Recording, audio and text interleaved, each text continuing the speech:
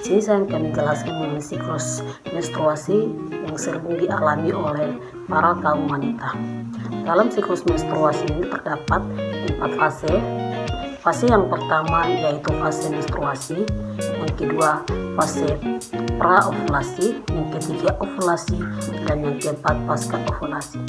Dalam fase ini terdapat siklus ovum, hormon, dan siklus uterus atau sering dikenal dengan rahim. Fase yang pertama atau fase menstruasi diawali dengan tidak dibuahi sel ovum. Kadar hormon progesteron pun ikut turun sehingga menyebabkan peluruhan dinding rahim dan menyebabkan menstruasi. Pada fase ini, hormon FSH dan LSH dibantu dengan hormon estrogen, membantu mematangkan sel telur.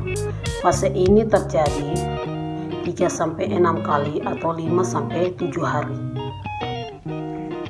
Fase yang kedua itu fase ovulasi atau sering dikenal dengan folikel. Ketika ovum sudah matang, hormon FSH dan LH mengalami sedikit penurunan, sedangkan estrogen mengalami kenaikan. Seiring dengan naiknya hormon estrogen, dinding rahim pun mengalami penebalan. Kedua hal ini terus naik hingga ke tahap maksimal. Fase yang ketiga yaitu fase ovulasi. Setelah mencapai titik maksimalnya, hormon estrogen mulai menurun. Pada fase ini terjadi lonjakan hormon LH dan juga FSH secara mendadak dan tinggi.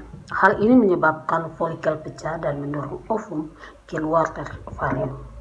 Pelepasan ini biasanya terjadi 16-32 jam setelah hormon LH dan FSH naik. Fase yang keempat adalah fase pasca ovulasi atau luteum. Setelah ovum terlepas, folikel yang ditinggalkan membentuk hormon korpus luteum. Korpus luteum ini akan melepaskan hormon progesteron yang menyebabkan kenaikan suhu basa atau hormasif yang menandakan tubuh dalam masa subur.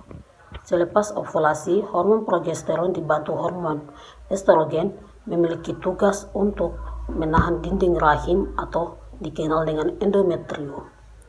Namun lama-kelamaan korpus luteum hancur dan tidak lagi memproduksi hormon progesteron.